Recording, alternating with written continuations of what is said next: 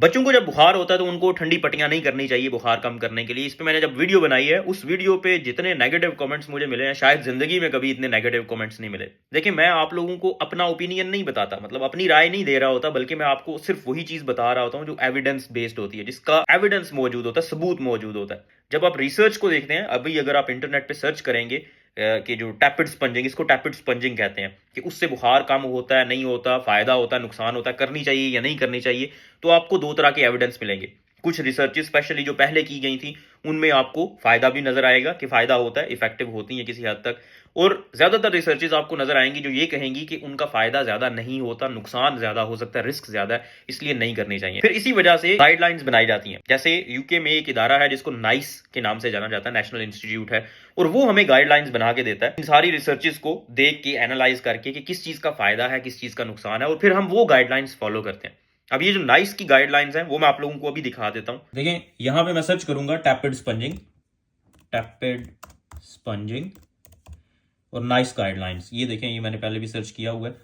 अब ये देखें, यहाँ पे ये एआई का आंसर है कि tepid sponging is not recommended in managing fever in children according to NICE guidelines. और ये नाइस गाइडलाइंस भी आपके सामने आ गई हैं।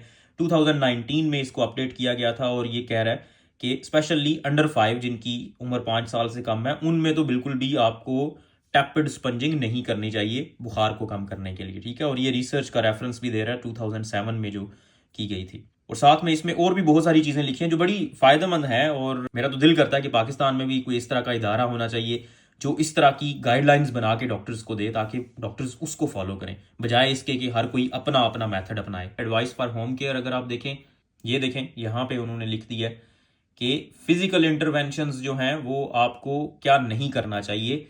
टैपिड sponging is not recommended for the treatment of fever, and children with fever should not be under dressed और over wrapped. ना तो उनको अंडर ड्रेस करना है, मतलब कपड़े उतार देने हैं कि उनका बुखार जल्दी खत्म हो, और ना ही उनको ओवर रैप कर देना है कि इनको ठंड लग रही है तो बहुत ज्यादा उनके ऊपर कपड़े शपड़े लपेटना शुरू कर दें आप। और आपको करना क्या चाहिए, अगर बॉडी टेम्परेचर कम करना है, मतलब बुखार कम करना है, तो यू कैन कंसिडर पैरासीटामोल और आइबुप्रोफेन। तो जो भी उसके ऊपर लिखा होता है, पैरासीटामोल का अगर आप लेंगे सिरप, उसके ऊपर लिखा होता है, गाइडलाइंस लिखी होती हैं कि आप कैसे जो है वो इस्तेमाल कर सकते हैं। और उन बच्चों को देना जो डिस्ट्रेस में नज़र आ रहे हैं, आपको नज़र आ रहा है कि ये अनवेल हैं।